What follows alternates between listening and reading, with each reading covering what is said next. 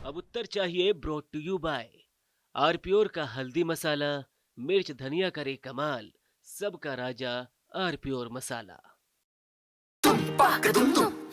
अरे श्रीमती जी, कुछ तो सस्ता लो, बचत करो।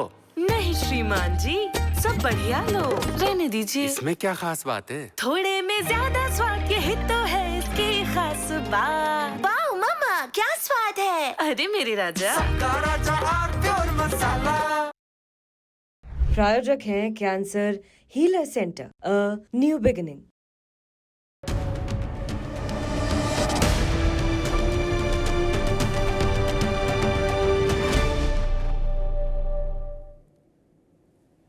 कल उत्तर प्रदेश सरकार का बजट आने वाला है विधानसभा में। योगी सरकार का यह बजट माना जा रहा है कि 8 लाख करोड़ से ज्यादा का होगा। 8 लाख करोड़ से ज्यादा का। उत्तर प्रदेश के लिए ये राशि बड़ी राशि है। अभी कुछ वर्ष पहले ही स्थिति ये थी कि उत्तर प्रदेश का कुल बजट 2 लाख करोड़, कभी 3 लाख करोड़ का होता था। अब 8 लाख करोड़ तक जा रहा है। स्वाभाविक है, जब बजट आता है तो हर क्षेत्र की उम्मीदें उस पर आकर टिकती हैं। किसान हो, नौजवान हो, व्यापारी हो, सरकारी कर्मचारी हो, इसलिए बजट एक बड़ा अनुष्ठान है संसदीय लोकतंत्र में। लेकिन आज बजट से एक दिन पहले मुख्यमंत्री योगी आदित्यनाथ ने विधानसभा में महाकुंभ से जुड़े जितने भी आरोप थे, राजनीतिक आरोप, सबका सिलसिलेवार उत्तर दे दिया। विपक्ष के हर आक्षेप पर पलटवार, हर कटाक्ष पर पलटवार, धारदार, जानदार।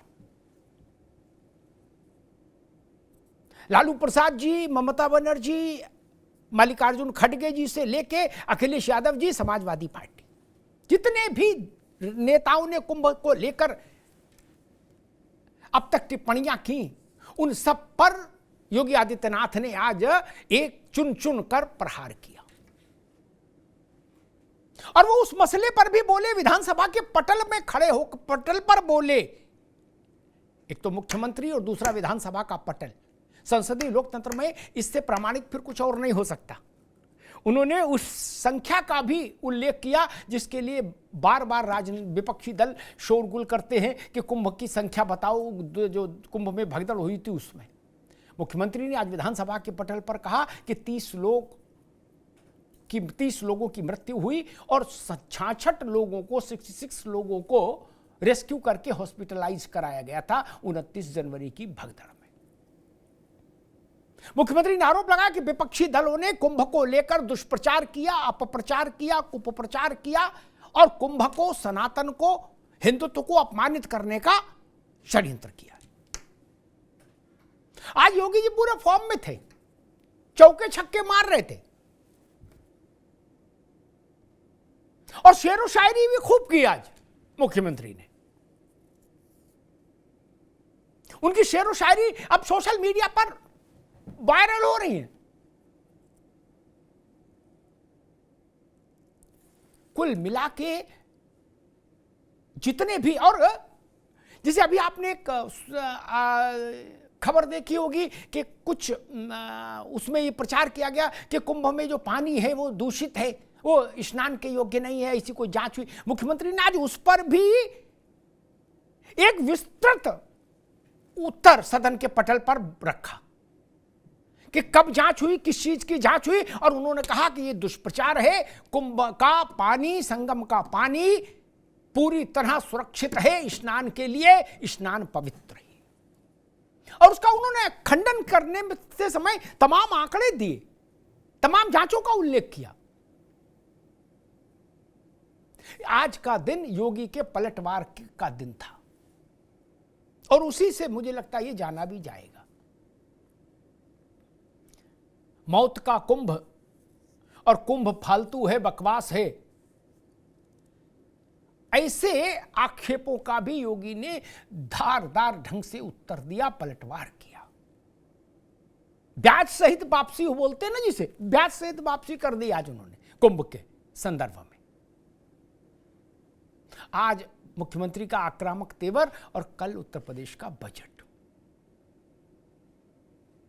कुल मिला के सरकार। और मुख्यमंत्री ने एक प्रश्न और खड़ा किया कि क्या सनातन के इस सबसे बड़े आस्था के समागम को भव्यता के साथ बड़े फलक पर अच्छे से मनाना कोई अपराध है? और उन्होंने कहा कि अगर ये अपराध है तो हमारी सरकार ये अपराध लगातार करती रहेगी, निरंतर करती रहेगी। मुझे लग रहा है शायद योगी आदित्यनाथ विपक्ष के कुंभ को लेकर जो आक्षेप थे उनको इकट्ठा कर रहे थे और उन्होंने तय कर रखा होगा कि शायद कि बजट से एक दिन पहले विधानसभा के पटल पर ही बोलूंगा, तब एक एक का जवाब दूंगा, एक एक को चुन चुन कर जवाब दूंगा। हमारे साथियों ने एक रिपोर्ट तैयार की इस पूरे परिदृश्य पर, उस रिपोर्ट को देखिए, फिर मेहमानों से परिचय कराया और फिर बहस में चलते हैं।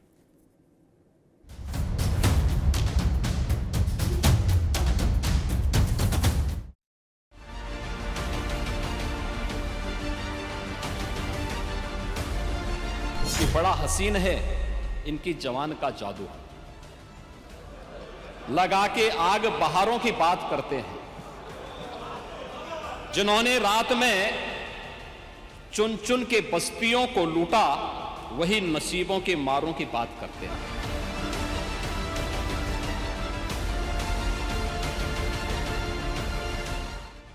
उत्तर प्रदेश की सियासत में वैसे तो तमाम मुद्दों का शोर है, लेकिन बजट सत्र की बिसात पर विपक्ष की वार और सरकार के पलटवार में विधानसभा का नजारा भी बदला हुआ है।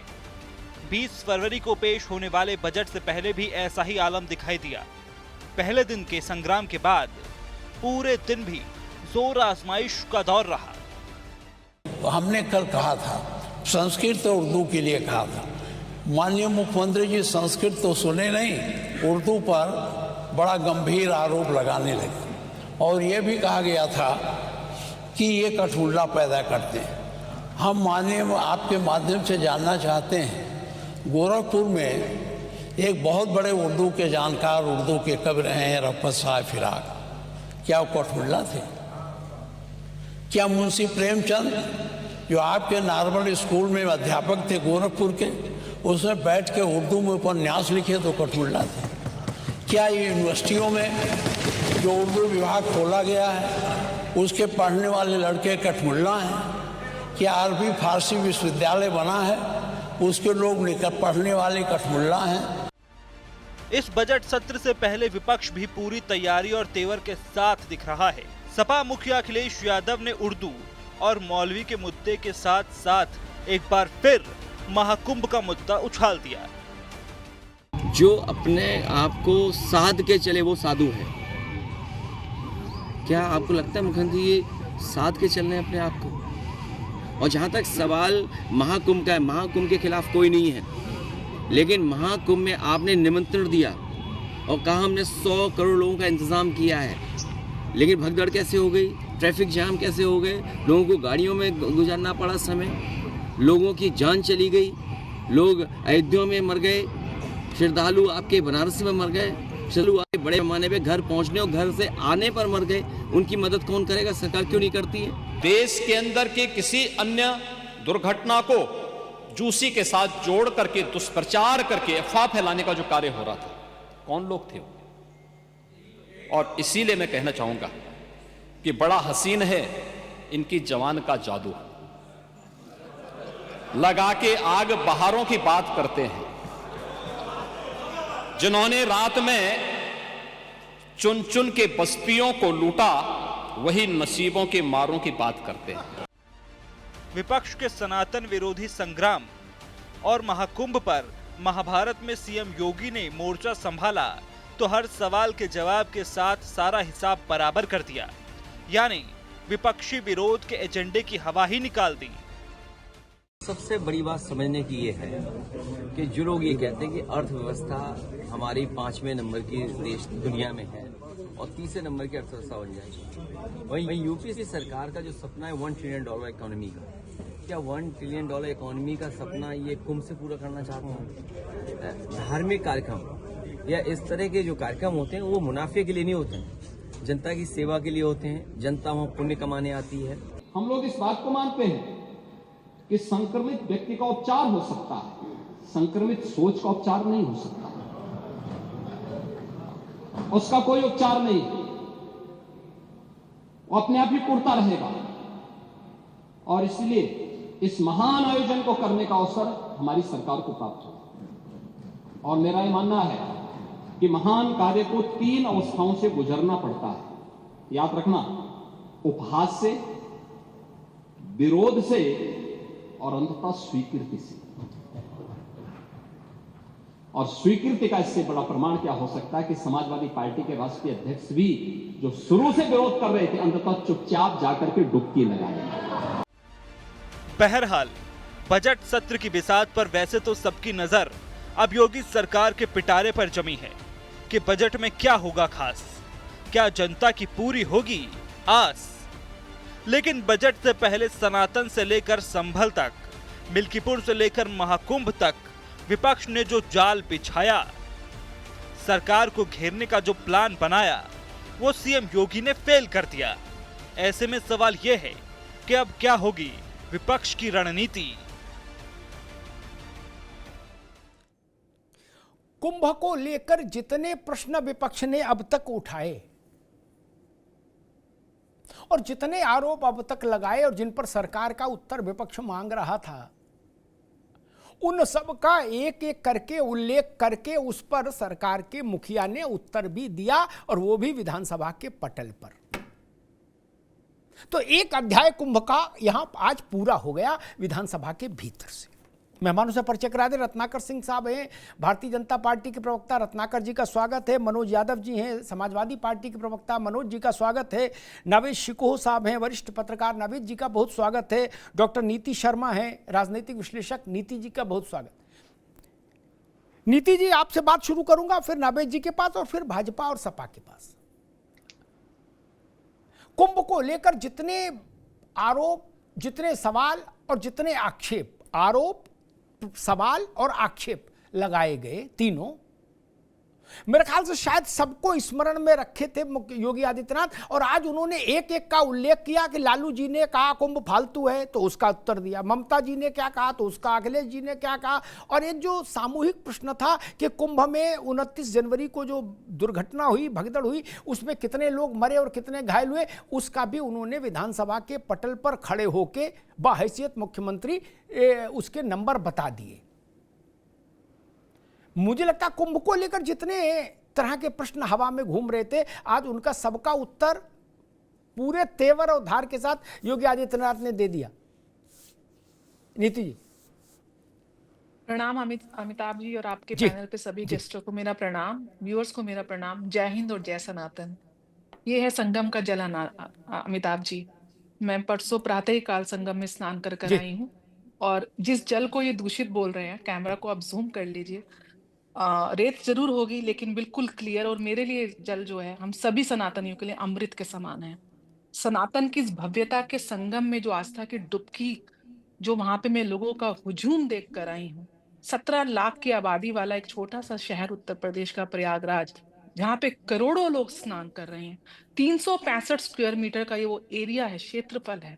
और खुद मैं 4 या 5 घंटे जाम में फंसी रही, लेकिन मैं भगवान का नाम ही जपती रही कि मैं कितनी सौभाग्यशाली हूँ कि इन करोड़ों की आधा देश वहां पे 50 करोड़ वहां पे डुबकी लगा चुके हैं। और जो मैं जल लाई हूँ, मेरा पूरा परिवार, मैं कम से कम नहीं तो 10 लोगों को, 10 परिवारों को ये जल बांट चुकी हूँ। पूरा देश संगम के उस जल को किस प्रकार से अमृत की तरह सनातन की भव्यता पूरे विश्व पटल पे जो आज देखने को मिल रही है, मेरे ख्याल से जो जाति में बांटने वाली सोच है, पीडीए की बात करते हैं, जिस जल में मोदी जी ने स्नान किया होगा, वो जल जो धारा आ रही होगी ना अमिताभ जी, तो पीछे कोई मेरा दलित भाई, कोई मेरा पीडीए की बहन वही स्नान करके होगी।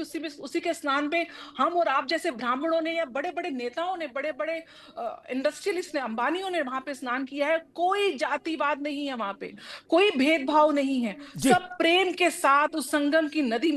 लेकिन सनातनियों की ये एकात्मता, ये भव्यता सनातन की, जो सनातन के उन्मूलन की बात करने वाले, रामचरितमानस की प्रतियां जलाने वाले, देश को, प्रदेश को जाति में विभाजित करने वाले, एक विशेष वर्ग की राजनीति करने वाले, धर्म का तुष्टीकरण करने वाले, ये लोग कहां समझेंगे इस एकता को? और यही कारण है ये पिछड़ते जा रहे हैं। मिल्कीपुर चुनाव में आपने देखा, दिल्ली में अखिलेश यादव किस प्रकार से अकेले इंडिया गठबंधन से प्रचार करके आए, वहां इनको मुंह की खानी पड़ी। जब तक देश की सनातनी भावना को ये ठेस पहुंचाते रहेंगे, उसकी भव्यता पे इस प्रकार से, उसकी महानता पे ये ऐसे इस प्रकार से उंगली उठाते रहेंगे, तो मुझे ऐसा लगता है। और ये जो जितने भी योगी जी ने आज ठीक है नीति जी, आएंगे आपके पास, बाकी मेहमानों को बहस में ले आऊं। नावेद शिको, योगी आदित्यनाथ के आज लंबे भाषण का मूल स्वर ये है, उनका आक्षेप ये है कि विपक्ष सनातन के विरोध में है, सनातन को लांछित करना चाहता है, महाकुंभ की आस्था को लांछित करना चाहता है। विपक्ष को इस बात की पीड़ा है कि महाकुंभ भव्यता के साथ क्यों हो रहा। उन्होंने, योगी जी के शब्द थे वे सदन में कि अगर ये अपराध है तो मेरी सरकार हर बार इस अपराध को करेगी। और जो एक सबसे बड़ा क्रूशियल प्रश्न पूछा जाता था विपक्ष के हर नेता के द्वारा कि 29 जनवरी की लिस्ट के नंबर बताओ, भगदड़ वाले। आज on the floor of the house, parliamentary democracy में on the floor of the house सबसे पवित्र स्थान माना जाता है और सबसे प्रामाणिक स्थान माना जाता है। सदन में कही गई बात वो रिकॉर्ड में होती। आज उन्होंने कहा कि 29 जनवरी को 30 लोगों की मृत्यु हुई और 66 लोग रेस्क्यू करके हॉस्पिटलाइज कराए गए।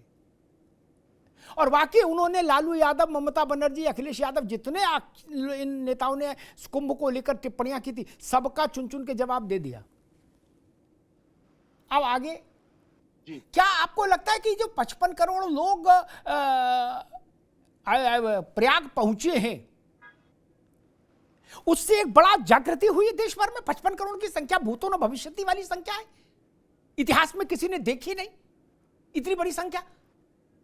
तो इतना बड़ा मास मूवमेंट जब चल रहा है तो उसका एक पॉलिटिकल इंपैक्ट भी होगा।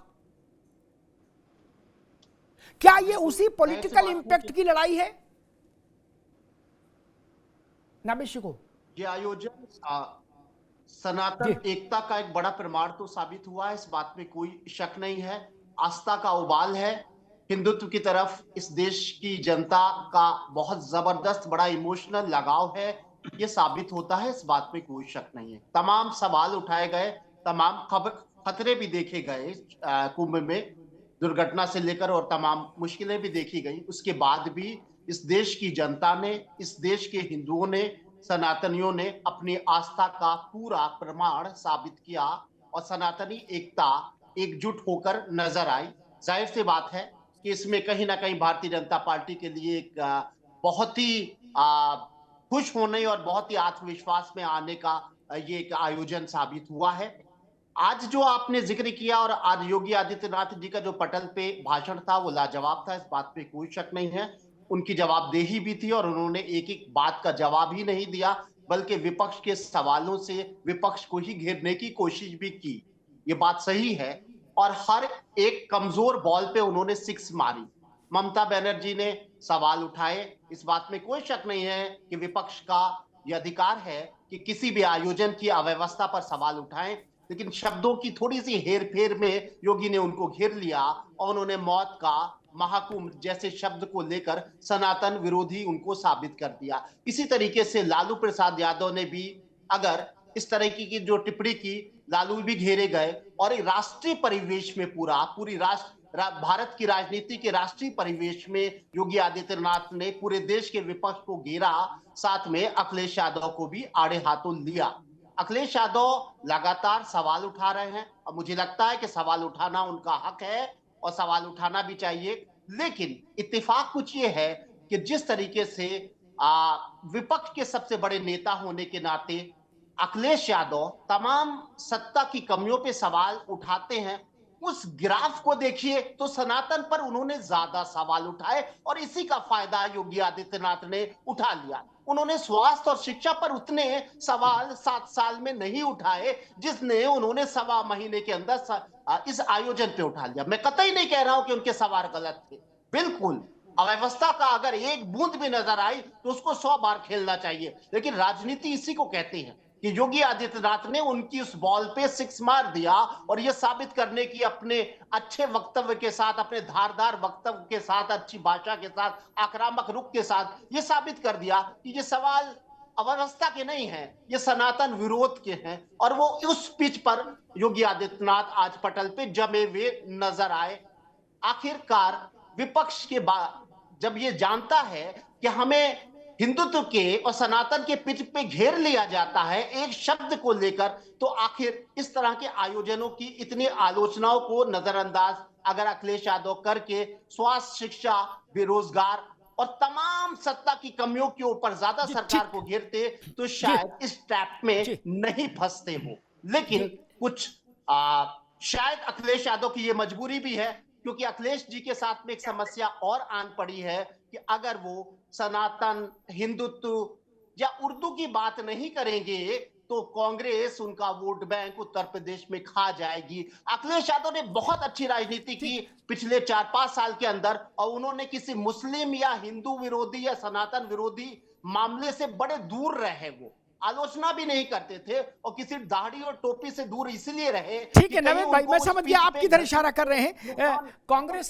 कांग्रेस को भी दिमाग में रखना है, सपा को स्वाभाविक भी है, वो भी राजनीतिक दल है, तो देखेगा कि बाकी लोग शतरंज कैसे चल सकते हैं, तो उसकी एक एहतियाती कदम पार्टी उठाती है। मैं मनोज जी के पास चलूंगा, उससे पहले एक बात जरूर कहूंगा, पार्टियों को छोड़िए, कौन पार्टी क्या कह रही, कौन नेता क्या कह रहा, सबकी के लिए कह रहा हूं। ये देखिए कि कुंभ में अव्यवस्था है, जाम है, संघर्ष है, समस्या है, सब बातें अखबार में छप रही, टीवी पे आ रही, नेता लोगों के भाषण आ रहे, फिर भी जनता क्यों नहीं मानी बात? जो लोग ये कह रहे हैं कि कुंभ खराब है, अव्यवस्थित है, गड़बड़ है, वहां संकट है, उन नेताओं की बात भारत की जनता नहीं मान रही ना। कुंभ जाने वाला देश का हर रास्ता आज भी उतना ही गुंजायमान है, उतना ही चलायमान है। चिंतन इस पर करिए, अखिलेश जी क्या कह रहे, योगी जी क्या कह रहे, ममता जी क्या कह रहे, इस पर चिंतन कम करिए, चिंतन इस पर करिए कि वो कौन सी उत्प्रेरक शक्ति है जिसने 55 करोड़ लोगों को प्रयागराज में दंडवत करा दिया। उस उत्प्रेरक शक्ति को नमस्ते जरूर करिए, ये जान लीजिए। और उसको नहीं समझ पाएंगे तो फिर तो चुनाव आएंगे तो जनादेश जनता देगी। मनोज जी नावेशिको कह रहे हैं कि जो विपक्ष की कमजोर बॉलें थी उनको योगी आदित्यनाथ ने चुना और उन पर छक्का मारा, और एक नैरेटिव ये सेट हुआ कि जो अपोजिशन है, चाहे आरजेडी हो, सपा हो, तृणमूल हो, कांग्रेस हो, वो कुंभ के विरोध में है, सनातन के विरोध में है, हिंदुत्व के विरोध में है। मनोज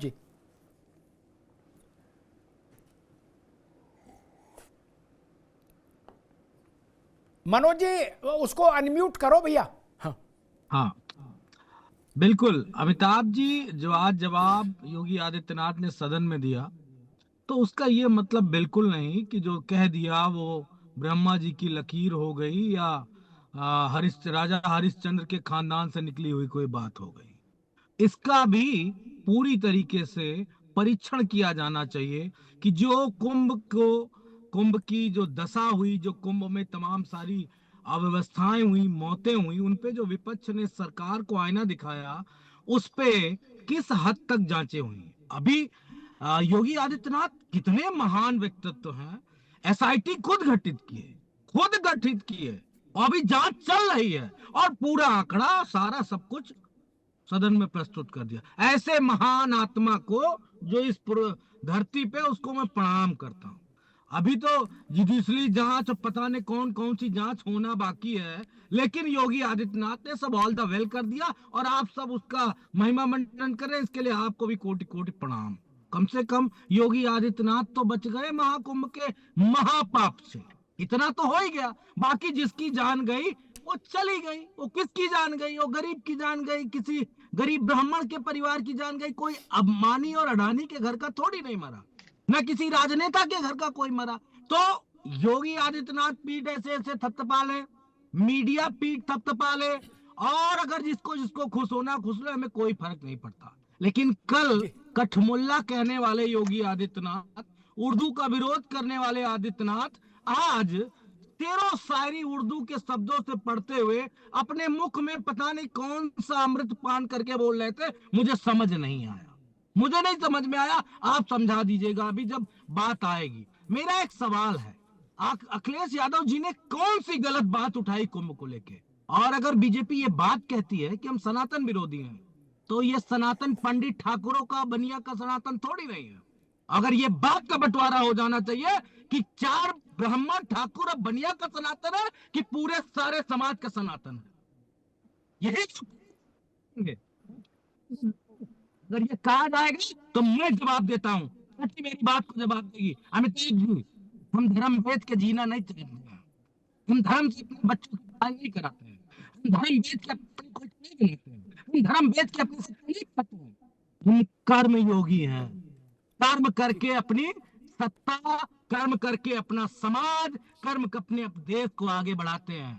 भगवान का नाम लेके जनता को मूर्ख नहीं बनाते हैं। वैसे मैं एक ही बात अंतिम कहूंगा, जो झूठ बोलेगा इस इतने बड़े पर्व पे, भगवान उसको करली वाली लाठी मारेगा। जैसे 2013 को लेके बहुत बोल रहे थे, tie tie tie tie Yogi Adityanath, Delhi में भी दिया, कुंभ में भी दिया।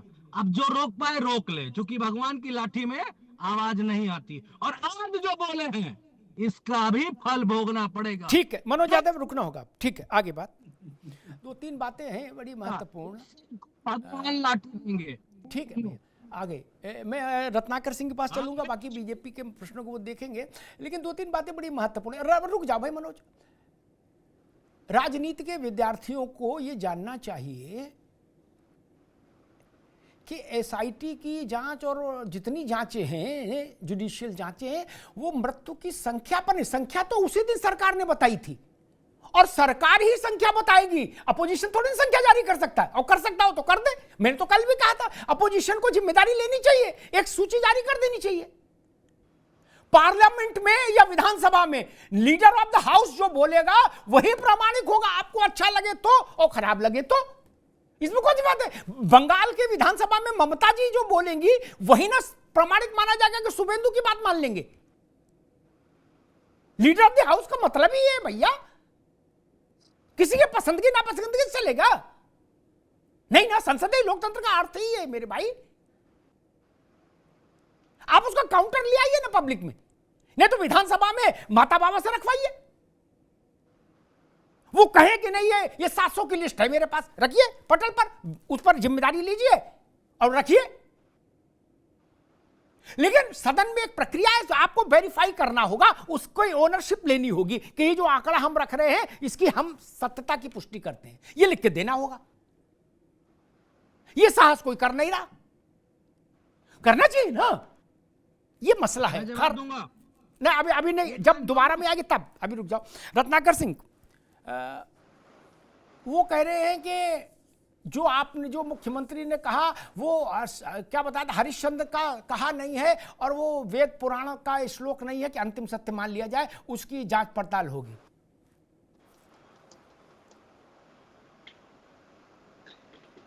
अमिताभ जी देखिए, अभी हमारे भाई मनोज जी ने 2 चीजें कही। अभी ये कह रहे थे कि सनातन ब्राह्मणों का, ठाकुरों का और बनियों का नहीं है।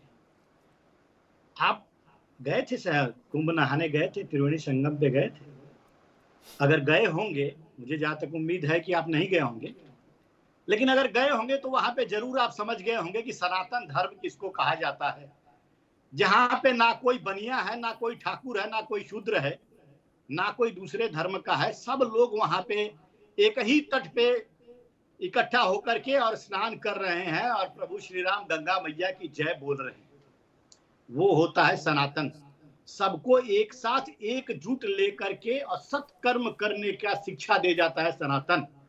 वो आपको नहीं समझेगा, आपको सिर्फ किसमें समझेगा, पीडीए में सनातन है कि नहीं है, वो सिर्फ आपको समझेगा, क्योंकि करनी है आपको क्या, राजनीति करनी है, बाकी और कुछ नहीं करना है। दूसरी चीज अभी कह रहे थे कि लाठी पड़ेगी, लाठी पड़ेगी, लाठी पड़ चुकी है। किसको पड़ी? अभी समाजवादी पार्टी को पड़ी। कहां पड़ी? मिल्कीपुर में पड़ी। जो कहते थे दंभ से कि मैं अयोध्या का राजा हूं, भगवान श्री राम ने इतनी जबरदस्त लाठी पड़ी, आवाज भी नहीं आई। और वो जो ड्रामा कर रहे थे ऊपर से रोने का ना, वो अंदर से अब रो रहे होंगे, जाके पूछ लीजिएगा तो लाठी किसको पड़ी। दूसरी चीज मैं अमिताभ जी आना चाहूंगा अभी मुख्य मुद्दे पे। मुद्दा ये है कि देखिए, देश की आधी आबादी, लगभग आधी आबादी जिस आस्था की डुबकी लगा रही है त्रिवेणी संगम में, उस त्रिवेणी संगम के पानी को अशुद्ध बोलना, अभी मैं कल ही एक आम आदमी पार्टी के प्रवक्ता की बात सुन रहा था, वो कह रहे थे कि शौच का पानी, मतलब इस तरह की भाषा और मर्यादा और संस्कार जो है उनको मिला हुआ है और इस तरह की भाषा का जो उपयोग करते हैं। कह रहे थे कि शौच का पानी में आप नहलवा रहे हैं और आचमन करवा रहे हैं। और योगी जी ने अभी सदन में पटल पे किस तरह से उसको सारी चीजों को खारिज करके अपने तथ्यों को रखा। झूठ फैलाने का काम ये बराबर ये लोग करते आ रहे हैं। और विरोध इनका देखिए, व्यवस्था का विरोध नहीं है। आज ये व्यवस्था का विरोध करते करते करते करते ये आस्था का विरोध करने लगे। हमारे सनातन धर्म में जो हिंदुओं की आस्था है, उस आस्था का ही विरोध करने लगे। अरे भैया, मानते हैं हमारी कुछ व्यवस्थाएं जो है वहां पे गड़बड़ हुई, जिसकी वजह से कुछ लोगों की जाने गई, सहानुभूति हमारी भी है। आपने कभी प्रश्न उठाया क्या 700 से ज्यादा लोग मरे थे नेहरू जी के समय में? आपने तो कभी उस चीज का जिक्र ही नहीं किया। पिछला जो 2013 वाला कुंभ था, आप ही की सरकार थी, 50 लोग से ज्यादा मरे थे और आपके ही मुख्यमंत्री ने सबको क्लीन चिट दे दिया था। आपने एक बार भी उस चीज का जिक्र किया है? जो कह रहे हैं आप लोग कि मौत का कुंभ है, मौत का कुंभ है, ये मृत्यु कुंभ है, जरा उनसे पूछिए इन चीजों पे भी चर्चा करें। नहीं करेंगे, क्योंकि वो व्यवस्था का विरोध नहीं है, ये आस्था का विरोध है। और भाई साहब, आप लोग तमाम आपके नेता जो पारिवारिक नेता हैं, आप तो चलिए अलग बात है, टीवी पे बैठ करके प्रश्नों को खड़ा करते हैं, लेकिन पारिवारिक नेता बराबर ये प्रश्न पूछते रहते हैं, इतना खर्चा कर रहे हैं, क्या जरूरत है, यह जो है धार्मिक अनुष्ठान है, क्यों इसको इतना बड़ा करने की कोशिश कर रहे हैं, 10,000 करोड़ क्यों खर्चा करें? भाई साहब, मुख्यमंत्री जी ने उसी कुंभ में कहा कि 10,000 करोड़ हम जरूर खर्चा कर रहे हैं, लेकिन प्रदेश को 2 लाख करोड़, 10,000 करोड़ जो खर्चा कर रहे हैं, 2 लाख करोड़ का प्रदेश को आर्थिक जो है चक्र जो है घुमा है, पहिया जो है वो घुमा है। और ये कहां पे पहुंचेगा? ये किसको हाथ में रोजगार मिलेगा? ये किसको? ठीक है रत्नाकर जी, अभी रुकना होगा। ठीक है भाई रत्नाकर जी, अब दोबारा एक दूसरा प्रश्न ले ले। एक ही प्रश्न पर कितनी देर रहेंगे? दूसरा प्रश्न ले ले, फिर सबके बाद उस पर आएंगे। भारत में माना जाता है कि हिंदू धर्मावलंबियों की संख्या लगभग 110 करोड़ है, नीति शर्मा, और लगभग 56 करोड़ से कुछ 10-5 लाख कम लोग वहां कुंभ में नहा चुके। ब्राह्मण, ठाकुर, बनिया, कायस्थ, 4 बातें मनोज जी ने गिनाई थी, 4 जातियां। इन सबको जोड़ दो तो भी ये 55 करोड़ का 30% नहीं है क्या? सब जोड़ दे पूरी कि देश भर का ब्राह्मण नहा लिया, देश भर का ठाकुर नहा लिया, देश भर का कायस्थ नहा लिया हो, देश भर का बनिया, तो भी इतना 30% नहीं होता। 55 करोड़ हुआ है। इसका मतलब इसमें वंचित भी है, इसमें आदिवासी भी है, इसमें गिरिवासी भी है, इसमें पिछड़ा भी है, इसमें अगड़ा भी है। अन्यथा ये नंबर ही नहीं आ सकता, चाहे उल्टे लटक जाओ। क्या? चाहे सपा वाले लटके, चाहे भाजपा वाले लटके, ये नंबर आ ही नहीं सकता। 55 करोड़ आदमी ही नहीं मिलेगा। नीति शर्मा, तब ये आरोप अमिताभ जी, कैसे मैंने यही टिकेगा कि ये किसका कुंभ है? ये 55 करोड़ बताता है कि सबका कुंभ है। इसमें काछी भी है, कोरी भी है, बामन भी है, ठाकुर भी है, बनिया भी है, धानुक भी है, मल्लाह भी है, केवट भी है, निषाद भी है, सब है भैया। और कोई जात किसी पार्टी की बंधुआ है क्या कि उससे पूछ के जाएगी कि पर्ची कटा के कि हम चले जाएं भैया कुंभ के? नहीं, बोलो गुड्डू तुम नहीं जाओगे, ऐसा तो है नहीं।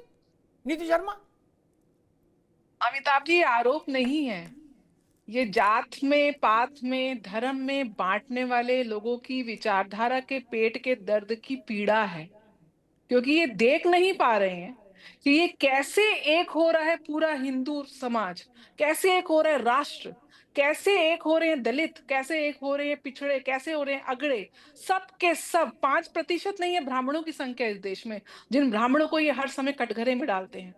और जहां पे, मैं बार बार बोल रही हूँ, जहां पे एक दलित नहा रहा था, उसके नहाने का पानी आगे आया तो उस पानी के अंदर मोदी जी और सारे धड़ाने व्यक्ति नहा रहे थे। जिस संगम की नौच की हम बात कर रहे हैं, वहां पे कोई पक्षपात नहीं था, कोई भी ऊपर नहीं था, कोई नीचे नहीं था, सब एक ही साथ जाके स्नान कर रहे थे, एक ही साथ जाके आचमन कर रहे थे। और वो आस्था का संगम के सम्मोहन में पूरा विश्व, भारत तो छोड़िए अमिताभ, ठीक, मैं तो परसों आ रही हूँ कुंभ से, विश्व के किस कोने से व्यक्ति नहीं आया हुआ था, क्या गोरा, क्या काला, क्या अगड़ा, क्या पिछड़ा। ये एकता का, आस्था का जो समागम वहां पे जो एक प्रचलित हुआ है, ये सब विपक्ष के नेता जो इस देश को कभी जाति के नाम पे, कभी धर्म के नाम पे, कभी अगड़े के नाम पे, कभी पिछड़े के नाम पे, ठीक है कभी नीति दलित जी, के आगे नाम बात पे ठीक राजनीति है। करने वालों नवेश के को गाल पे चमाटा है। सारे ये इमोशंस, हिंदुत्व की ठीक है एकता का नीति जी, चमाटा इसको पड़ा है। नावेद, सारे इमोशंस को किनारे करें, सारी पॉलिटिकल लीनिंग्स को किनारे करिए, कौन किस पार्टी का शुभचिंतक छोड़िए, निष्ठुर होकर खड़े हो, सोच लीजिए। भारत की जनसंख्या का अंक गणित इस बात की अनुमति नहीं देता कि 55 करोड़ हिंदू एक जगह पर आ गए हों तो उसमें कोई भी जाति, वर्ग, संप्रदाय, मजहब को छूटा हो, संभव ही नहीं। बिना पिछड़े और दलितों की, आदिवासियों की भरपूर भागीदारी के, मैं भरपूर शब्द इस्तेमाल कर रहा हूं, टोकनिज्म नहीं, भरपूर भागीदारी के कुंभ में यह नंबर ही नहीं आ सकता। नावेश को, कोई आपके पास दूसरी टेक्निक है जिसमें 55 करोड़ लोग सनातन को मानने वाले एक जगह एक तरह से आइडेंटिफाई किए गए और उसमें कह दिया जाए कि ब्राह्मण, ठाकुर, बनिया है? मेरे ख्याल से इतना तो भारत के किसी दौर में ब्राह्मण, ठाकुर, बनिया कास्ट नहीं रहा क्या? सब जोड़ घटाना कर लेंगे तो 20 करोड़ में निपट जाएगा मेरे ख्याल से, 20 करोड़ भी नहीं होगा। तो बाकी ये 35 करोड़ कौन है नावेशी को? देखिए, सनातन की एक बड़ी ताकत है और अब से नहीं है, पौराणिक काल से है, और सनातन एकजुटता के आधार पे है, इस बात में कोई शक नहीं है। लेकिन दो पहलू इस बात के भी हैं, ना सनातन को भारतीय जनता पार्टी जोड़ सकती है और ना विपक्ष या कोई भी सनातन को तोड़ सकता है।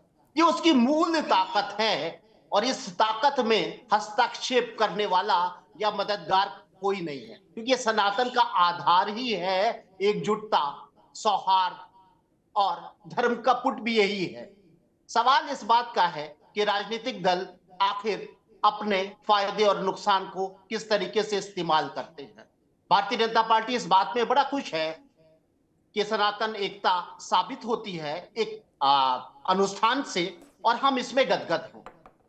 लेकिन विपक्ष को भी अगर राजनीति ही करना है, राजनीति करने वाला राजनीति करेगा। अगर आप पत्रकार हो तो खाने भोजन करते होंगे, मैं तो अक्सर लोगों से कहता हूँ राजनीतिक दल राजनीति नहीं करेगा तो क्या छोले बेचेगा? राजनीति करेगा, राजनीति करनी चाहिए। बिल्कुल। तो इस आस्था में भी अगर राजनीतिक स्वार्थ कोई देख रहा है तो विपक्ष को भी अपना राजनीतिक स्वार्थ देखकर आह्वान कर देना चाहिए, ताकि हमारा पीडीए अधिक से अधिक संख्या में इस महाकुंभ में सम्मिलित हो, क्योंकि ये हमारी आत्मा है, ये हमारी संस्कृति है, ये हमारा धर्म है। तो सवाल ही नहीं उठता, उनको इस ट्रैप में खींचा ही नहीं जाता। ये बात अच्छी थी कि मुलायम सिंह की प्रतिभा लगाई गई और उसमें इंटरेस्ट समाजवादी पार्टी ने दिखाया था कि इस अनुष्ठान का हम भी एक हिस्सा हैं, हमारे नेता भी इसका एक बहुत पुराने इतिहास से जुड़े हुए हैं, उनका भी इस अनुष्ठान में योगदान रहा है मुख्यमंत्री होते हुए। लेकिन सवाल यहां पर ज्यादा मुझे लगता है कि अगर कमी नजर भी आ रही थी तो विपक्ष को इतने सवाल यहां पर नहीं उठाना चाहिए था, क्योंकि भारतीय जनता पार्टी की ये खूबी है और राजनीतिक दलों की ये खूबी होना भी चाहिए कि किस रास्ते से हम किसे कितने तरीके से घेर लें।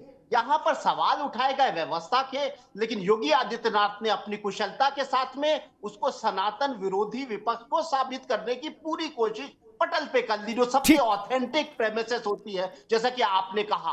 तो मुझे लगता है कि अभी भी हिंदुत्व का मामला हो, हिंदुत्व का आयोजन हो, या उर्दू हो या मुस्लिम हो, इससे थोड़ा सा बचे। ठीक है नावेद भाई, ठीक तो है, ये गत ना हो ठीक है, जो तमाम चुनावों में हो रही है।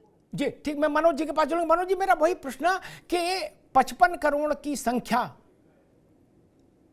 बिना दलित और पिछड़ों की भरपूर भागीदारी के भारत के केवल सवर्ण वर्ग से असंभव नहीं, 1 लाख गुना असंभव, किसी सूरत में संभव नहीं। सारे भी सवर्ण नहा लें, सारे, एक भी ना बचे, नवजात शिशु और 90 साल के बुजुर्ग तक सब नहा लो जाके, तो भी संख्या 10 करोड़ 15 करोड़ नहीं से ज्यादा नहीं पहुंचती, 20 करोड़ से। इसका मतलब कि भारत का दलित, भारत का वंचित, भारत का पिछड़ा, भारत का आदिवासी महाकुंभ में स्नान कर रहा है, राजनीतिक दलों की तू में को नजरअंदाज करते हुए। मनोज जी।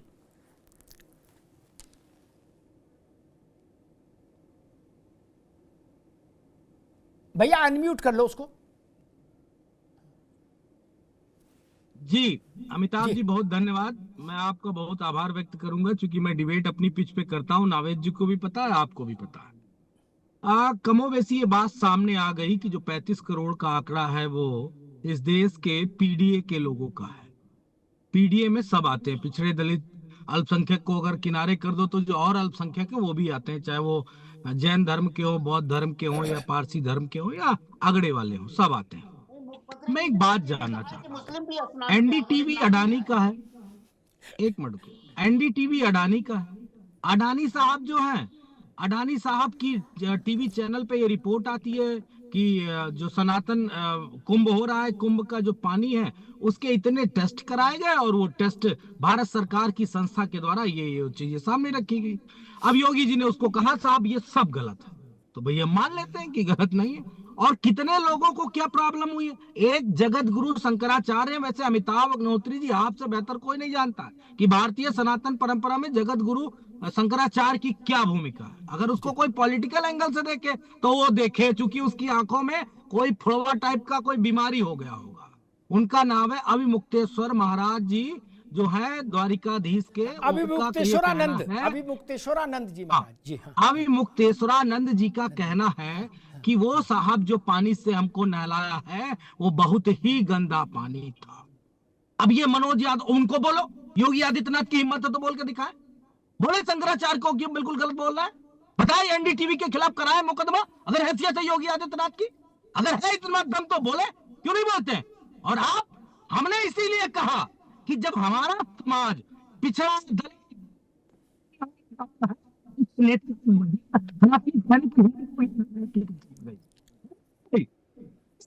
योगी आदित्यनाथ बोल देंगे मतलब रुपए में चवन्नी भर हो नहीं, और बात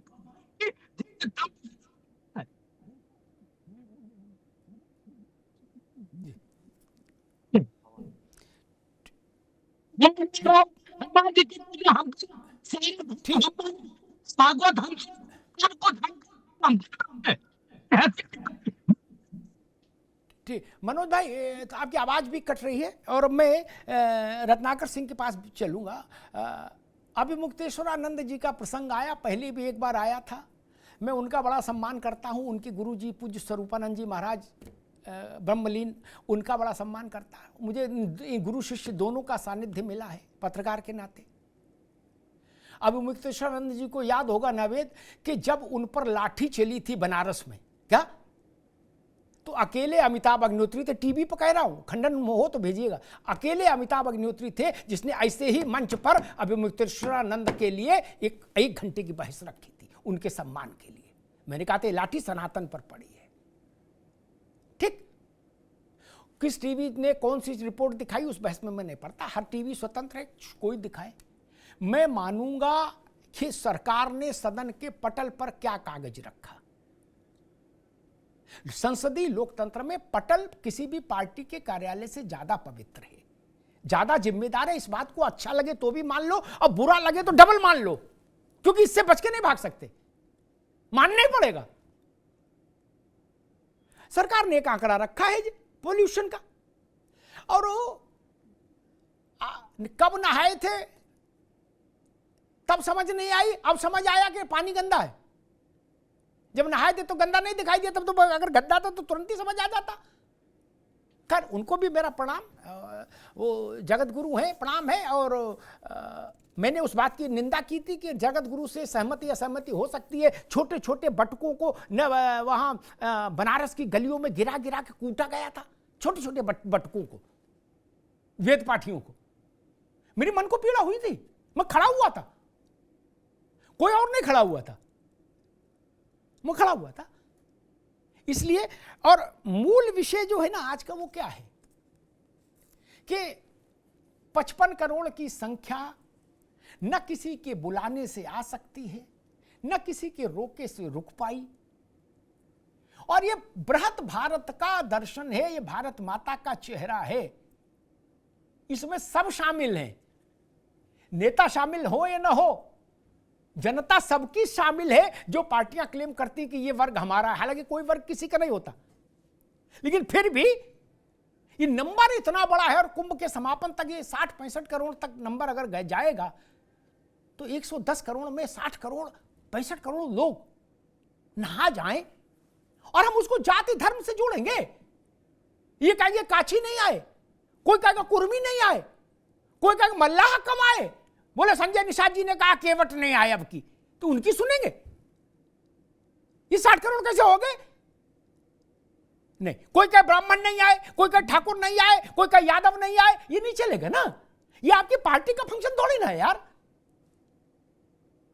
ये देश की आत्मा का उत्सव है, इसलिए 55 करोड़ है। रत्नाकर जी वो कह रहे, मनोज जी कह रहे हैं कि जो बात वो कह रहे हैं वही बात शंकराचार्य भी कह रहे हैं, अभी मुक्तेश्वरानंद के गंदे पानी में आपने नहलवा दिया उनको भी और बाकी लोगों को भी। जवाब दीजिए। देखिए अमिताभ जी, जब से यह कुंभ का आयोजन शुरू हुआ है तब से विपक्षी पार्टियां जो है सियासत कैसे उसमें करे, कैसे सरकार को बदनाम करे। मुक्तेश्वरानंद जी तो पार्टी में अभी ज्वाइन नहीं किए किसी भी पार्टी में। ना मैं आ रहा हूँ ना उस पे गया, मुक्तेश्वरानंद जी वो पे तो ही रसीद कटवाई नहीं किसी की जी। नहीं, कैसे बदनाम करे ये इनका शुरू से ही एक मंशा रही है। और देखिए मंशा ऐसी, और हमारे धर्म के लोग इतने सहिष्णु होते हैं और इतना गंगा जमुनी तहजीब मानने वाले होते हैं कि कुछ भी अगर ये बोलते हैं तो सब सुन के सह जाते हैं। इनके ही समाजवादी पार्टी के नेता कहते हैं कि अरे भैया कुंभ में तो लोग चीलम पीने जाते हैं, 2-4 ट्रक बोलो तो मैं भी गांजा भिजवा दूं। उसके कुछ दिन बाद फिर से उनका एक वक्तव्य आता है कि सारे लोग नहा करके और स्वर्ग में चले जाएंगे तो नर्क में कौन बचेगा। हमारी पार्टी नेताओं ने क्या ये बदनाम करने का काम समाजवादी पार्टी के गुरु लोग कर सकते हैं। शंकराचार्य अभी मुक्तेश्वरानंद जी ने क्या कहा, इसका जवाब दीजिए। मैं आता हूँ उस पे जवाब दूंगा। अरे आपको जवाब दूंगा, सुन लीजिए। आप योगी मनोज अभी रुक जाओ, उनकी बात आ जाए सुन लीजिए। ये बतिया कहाँ रहे हैं? ये जो है समाजवादी पार्टी के नेता लोग, सांसद लोग हमारे हिंदू धर्म को बदनाम करने की लाख कोशिश करते रहते हैं। क्या इनकी कभी हिमाकत या इनकी कभी हिम्मत हो सकती है कि ये मुसलमानों के रोजा पे, इफ्तार पार्टी पे, मुहर्रम पे कोई भी इस तरह का वक्तव्य कर सकते हैं? आज बता दें ये यहाँ पे बैठे हैं, नहीं कर सकते, क्योंकि बहुत आसान होता है हम हिंदुओं के ऊपर जो है किसी तरह का आलंछन लगा देना, क्योंकि हम हिंदू जो है सहिष्णु हैं, गंगा जमुनी तहजीब वाले। मुसलमानों पर चले आओगे। दूसरी बात, अरे भाई साहब सुन लो, आप जब बोले तो मैं आपकी बात आ रही भैया, समय कम है। नगर भाई आप अपने कंप्लीट करो, आपकी बात आ रही है, आप कंप्लीट करो। रही बात देखिए अभी मुक्तेश्वरानंद जी महाराज की, तो मैं अमिताभ जी यही कहना चाहूंगा कि शायद उनको सच्चाई और सत्यता के बारे में किस तरह से बताया गया वो उनके संज्ञान पे है। लेकिन कहीं ना कहीं, अरे सुनो महाराज, सुनो, आपकी तरह नौटंकी हम भी कर सकते हैं और हमको आपसे ज्यादा नौटंकी आती है। सुन लो भैया, सुन लो, नौटंकी आपसे ज्यादा। मेरे कहने का मतलब है अमिताभ जी कि आज इन्होंने लाख बदनाम किया है, कुंभ को मृत्यु कुंभ कहा है। आज इन्होंने लाख बदनाम करके कुंभ में बहने वाले पानी को शौच का पानी कहा है। आज इन्होंने लाख बदनाम करके चीलम पीने का स्थान बनाया है। लेकिन आज भी करोड़ों लोग प्रतिदिन कुंभ में जाकर के अपनी आस्था की डुबकी लगा रहे हैं। ये लाख बदनाम करने की कोशिश कर रहे हैं, लेकिन इनके ऊपर सनातन धर्म आस्था वो भारी है। ये बदनाम कर सकते हैं सिर्फ, क्यों बदनाम करने का काम तो इन्होंने तभी भी किया, तभी मिल्कीपुर के चुनाव में इनके ही अखिलेश यादव कहते हैं असली कुंभ तो यहाँ लगा है अपनी सभा में। पानी मानुष की जात उनको कहते हैं असली कुंभ तो यहाँ लगा है। आप लोग कुंभ को बदनाम करने का, अपमानित करने का बार बार काम किया है। आपने इस्लाम के कभी इस तरह का वक्तव्य दिया है? आपने क्रिश्चियनिटी के ऊपर कभी इस तरह का वक्तव्य दिया है? आपने सिखों के ऊपर कभी इस तरह का वक्तव्य? संन्यास लिए तो मुख्यमंत्री बनने के लिए परिवार इसीलिए छोड़ते क्या मंत्री बनेंगे, उनको धर्म जीवन में कभी वोट नहीं देंगे। ठीक, रत्नाकर भाई आगे बात, मनोज जी आगे बात, आगे दोनों मित्रों को रोकूंगा, आगे बात सनातनियों को। ठीक है रत्नाकर भाई आगे, you made your point, you made your point. ठीक, आगे मनोज भाई बात आगे। एक बात तो तय हो गई नावेद बाबू, पार्टियों का फैसला जनता चुनाव में करती है, 5 रोज तो करती नहीं, चुनाव में करती है। जो सही है उसको वोट देगी, जो खराब होगा उसको खारिज कर देगी। उसमें हमें बहुत चिंतन करने की जरूरत नहीं। लेकिन एक बात प्रमाणित हो गई, कुंभ को लेकर दुष्प्रचार, अपप्रचार, कुप्रचार, अर्धसत्य जितना भी हुआ, किसी ने किया हो, उसका असर भारत के आम आदमी पर राई बराबर भी नहीं पड़ा, राई बराबर भी। कुंभ में अब नहीं आएंगे, कुंभ में आता हुआ जनज्वार, जनसमुद्र, इस बात की, ऐसे मत करो भैया ना, अब नहीं आएंगे, आप जानते हो। ये कुंभ में आता जनज्वार इस बात की गवाही दे रहा है कि किसी पार्टी के कुछ कहने से, किसी नेता के कहने से जनता के सेहत पर फर्क नहीं, जनता उस पर कान नहीं दे रही। आप सोचिए क्या प्रचार हुआ कि कुंभ में जो पानी है वो शौच का पानी है। उसके बावजूद भी आज 70 लाख 80 लाख आदमी अवगाहन कर रहा है आज, और 26 तारीख तक कहीं तिल रखने की जगह नहीं। सारी पार्टियों के जोड़ लो, सारी पार्टियों के सदस्य नावेद जी,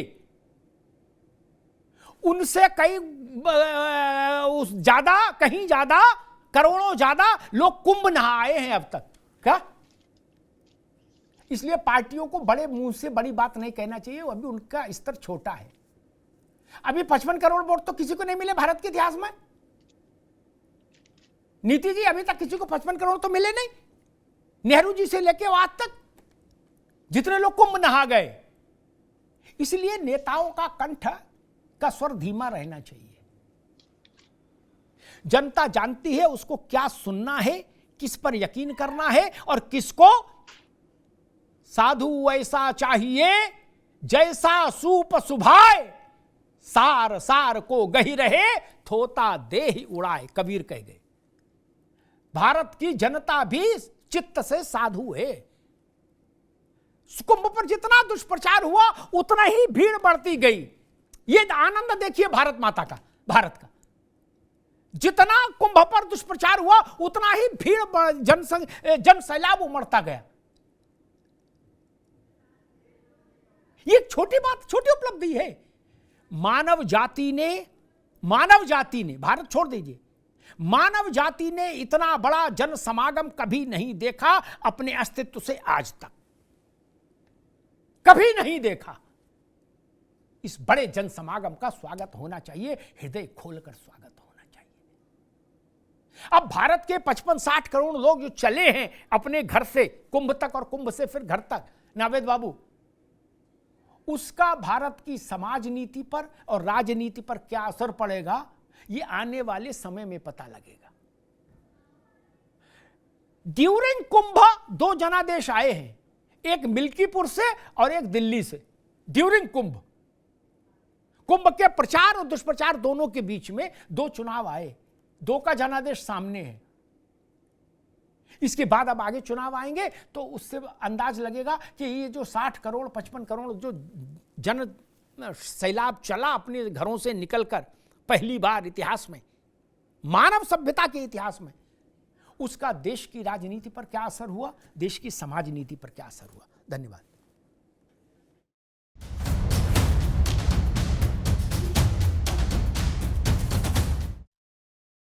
अब उत्तर चाहिए ब्रॉट टू यू बाय आरपीओर का हल्दी मसाला, मिर्च धनिया करे कमाल, सबका राजा आरपीओर मसाला। अरे श्रीमती जी कुछ तो सस्ता लो, बचत करो। नहीं श्रीमान जी, सब बढ़िया लो, रहने दीजिए। इसमें क्या खास बात है? थोड़े में ज्यादा स्वाद, यही तो है इसकी खास बात। वाओ मामा, क्या स्वाद है। अरे मेरे राजा, सबका राजा आरपीओर मसाला। प्रायोजक हैं cancer healer centre, a new beginning.